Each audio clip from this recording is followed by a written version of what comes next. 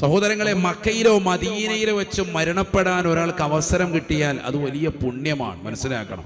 നമ്മുടെ നാട്ടിൽ ചില ആളുകൾ പറയാറുള്ളത്, അവരവിടെ എത്തിയിട്ട് പഠിച്ചവൻ അവിടെ വെച്ച് തീർന്നു, ഇങ്ങോട്ടൊന്നും വരാൻ പറ്റിയില്ല.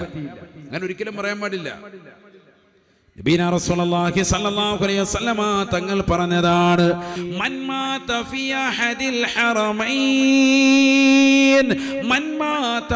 അഹദിൽ ഹറമൈൻ ലം യുഹാസിബുഹു യൗമൽ ഖിയാമ.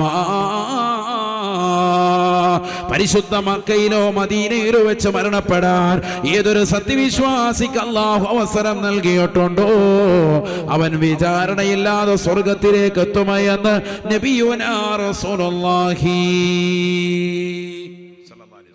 എത്രയോ ആളുകൾ മരണപ്പെട്ടു പോയിട്ടുണ്ട്.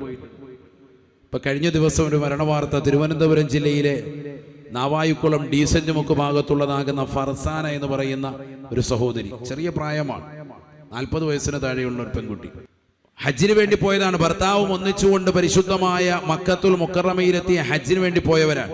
അവിടെ വെച്ച് അസുഖബാധിതയായി ഹോസ്പിറ്റലൈസ് ചെയ്ത് അവസാനം മരണപ്പെട്ടു പോയി. അള്ളാഹു ആ സഹോദരിയുടെ ദറജ ഉയർത്തുമാറാവട്ടെ, ഖബർ അള്ളാഹു സന്തോഷത്തിലാക്കുമാറാവട്ടെ, കുടുംബത്തിന് അള്ളാഹു ക്ഷമയും സമാധാനവും ശാന്തിയും പ്രദാനം ചെയ്യുമാറാവട്ടെ, ഖൈറായ പകരക്കാരെ അള്ളാഹു നസീബാക്കുമാറാവട്ടെ.